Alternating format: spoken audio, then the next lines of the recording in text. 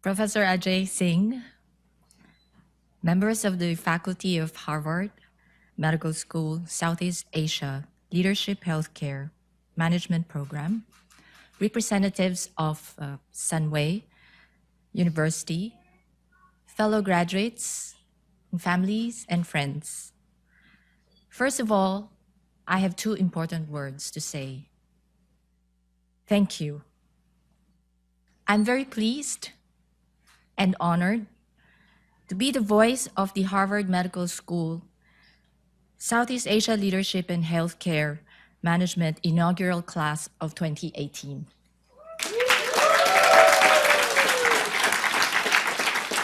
To be the class speaker is an arduous task, but to be the voice of these 35 brilliant executives and healthcare professionals is a huge responsibility, or peer pressure as well. Mainly because we come from different places, different culture, different ages, and work background. I thought it would be very interesting to have a collection of different opinions. And I thought I would probably start with my own journey. Allow me to start from the time I hit the submit button on the application form, and I knew it was the point of no return, up to the millisecond when I gathered my courage to walk up this stage without skipping a heartbeat. It seemed only yesterday that I walked into Sunway like a lost puppy, not knowing where to go in search of the classroom on the second day of the first workshop, because I missed the first day. Not intentionally, but because I had other obligations, which I said yes prior to this acceptance. And so I quietly walked up into the room, all the way to the end of the hall, and I was asked to kindly introduce myself, which I thought was very unfair, because I had no idea about everybody else, but then everybody knew who I was, what my name was, and what I was doing. But then again, I sat quietly and attentively, sitting at the back, and I saw everybody listening, or reading, or texting on their phones. Likewise, Ajay at the back, quietly tapping on the laptop and enjoying his Diet Coke. Some were also going into a slumber. Well, I tried to do everything that I could except the slumber. And multitasking has then begun to be the master in our career. When I decided to take up this program, the questions raised by my precocious and perspicacious 10-year-old girl, Joie, are those that I would want to talk to you. She said, "Mama, why do you want to torture yourself?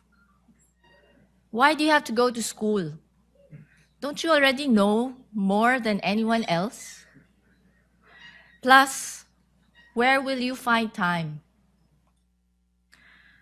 To set the stage, allow for me to share my typical day schedule. The calendar on my mobile phone is color-coded with lots of things on it: surgery, long-playing surgeries, pre- and post-operative rounds, papers to check, manuscripts for peer review, data to analyze, clinical research and trials, productive and wasteful meetings alike, teaching and other unpopular activities for the residents like grand rounds, M&M, and tumor boards, lectures to give locally and internationally, which results in changes in time zones, scientific meetings and outreach programs that I had to organize, and the PTC that I had to erase from my calendar from time to time because of something got in the way. And I expect that many of you, I assume all of us here, would have the same crowded schedules and thus consequent unsatisfying lifestyles. Truly, without any reasonable doubt, pursuing this healthcare management program would consume even the little protected time that I have for my 10-year-old girl.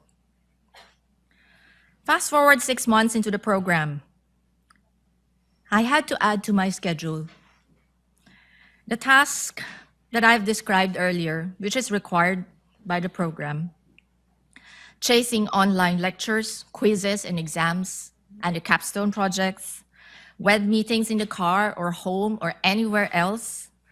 And I became the restless kid eating dinner in front of the TV or the computer, because I know attendance will be checked. And of course, we want to learn as much as we can. And to keep my sanity and balance, I resumed yoga and meditation every single day for 7 minutes only, because that was the only time left for me. The image of the usually self-possessed liver surgeon in me somehow fell into a couple of panic modes when the surgery or the clinic ran late or meetings were in conflict with the WebEx and our poor internet connection that doesn't help at all. So fortunately or unfortunately, I seem to have the knack in passing exams or cramming for a project or making the WebEx work or a speech like this. And I racked my brains and worked ahead on the capstone, an original, innovative, and novel, but ambitious capstone, to adhere to the guidelines that was given to us. And I am very certain that each one of us here have tried their very best in their usual and unusual ways in an attempt to reach the top. And you will agree that the foregoing is a perfect opportunity to test our temperament, tenacity, determination, and discipline. We do not grow when things are easy. We grow when we face challenges. And as healthcare providers, we make a difference in people's lives. And so my answer to the first question is no. Being in the program is not a torture. Lifelong learning is essential to sustain personal growth. And this course has brought us various perspectives in looking at things and resolving conflicts, necessary tools that will benefit us in our daily grind. Some of which are new, some we may have known, but forgotten or unmindful of. But what is evident is that most of us didn't crack under pressure. We learned and enjoyed the interactive sessions and unintentional revelations of our inner selves and outer selves from the activities required of us. Likewise, there was some form of self-discovery as we unravel ourselves to each other. Thus, it is a wonderful and youthful feeling, at least for me and the other senior members of the class, to be students once again, and to be amongst the energetic and even the lost classmates alike, learning from and interacting with distinguished and multi-awarded professors of Harvard. After all, we did not really know everything. And going back to school was liberating and exhilarating. And these answers question number 2. Having cited all the adversity even before beginning this course, the program was clearly Herculean for me, who takes most things quietly, quite seriously, believe it or not. This now brings me to question number 3, about teamwork, about time. I often wondered whether my dear classmates shared the same sentiments and experiences about not having enough time. I came to a conclusion that perhaps most of us appeared like walking zombies. That was how my daughter described me at one point in time. During this year of perseverance, as Canvas keeps pushing in all the materials that needed our visual, auditory, and neural attention. But what is most striking is that we persevered. And even when I had to make major changes in my career life, the value of teamwork became very evident in three ways. One, within our team, as we struggled and helped each other with the team assignments, whether everyone was collaborating or not. It is because of the friendships made and nurtured that made this journey extraordinary. Many of us gained new friends and learned from each other. The camaraderie and professionalism at work helped us learn about different healthcare systems and how we may adopt or adapt, revise, or change. And the second one, at least for me, is work and home.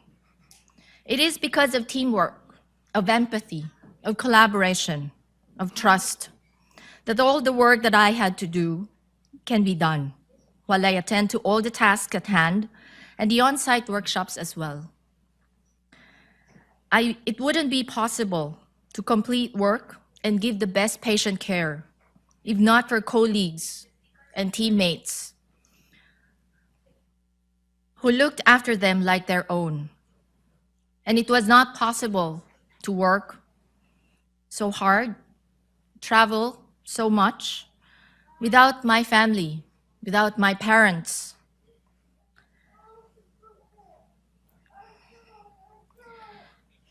Looking after my child. For yes, because I am a lone parent. For those who made my work, studies, and life much more physiologically acceptable. I value these people like rubies. The third is the ugly truth, that there will be circumstances that no matter what you do, even when you're doing it right, teamwork may not exist at all. It was indeed a test of one's courage when storm struck me at my most vulnerable.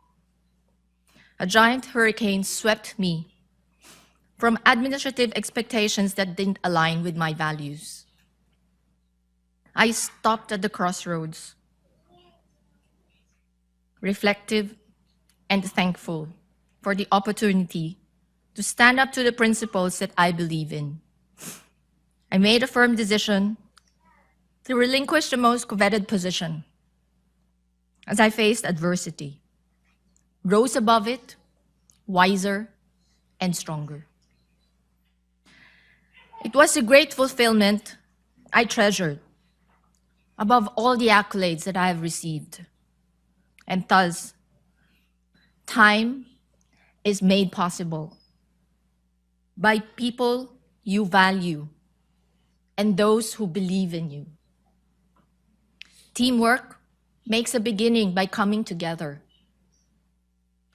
Progress by keeping together, and success by working together for a common cause, for a common goal to achieve the best outcomes. And when things go wrong, don't go with them. Take a step back, be mindful, and transcend. So the million-dollar question that we all have in our minds at the moment, is it worthwhile? On this beautiful day, as we gather today to celebrate another milestone in our personal and professional lives, this time as students and graduates of Harvard Medical School, the year-long 359 days to be exact, and tons of reading and preparation that we went through is indeed worthwhile. For it is better to have traveled than to have arrived. The journey is amazing, not only because of the content and substance of the program, but the Harvard way, and most importantly, the hard way. The effort, the sacrifices, the conflict and time management poured into that brought all of us here together now. The people, the teamwork, the friendships made. For it is the friends we meet along the way that help us appreciate this journey and perhaps change our lives forever. And since the time has come to an end, my fellow graduates, let us all return to our worlds and ecosystems inspired. Inspired to redefine healthcare delivery and make that change happen, because the future is now. Always in motion, the future is, as Yoda would have put it. And as leaders in our packs, transforming the future of healthcare lie in our hands, our brains, and in our hearts too. Let PDSA be our mantra. And remember that success is not final. And again, let PDSA be our mantra. Not just plan, do, study, and act, but plan well. Dream big, start small, and act fast. Remember that success is not final. Failure is not fatal. It is the courage to continue that matters. Finally, I want to end with prayerful thanks to God and heartfelt gratitude to those who supported me, Sunway, Harvard, my staff, my residents and fellows, my teammates, my associates, my mentors, my friends and family, and most especially, my daughter, my joie de vivre. So thank you and congratulations to everyone.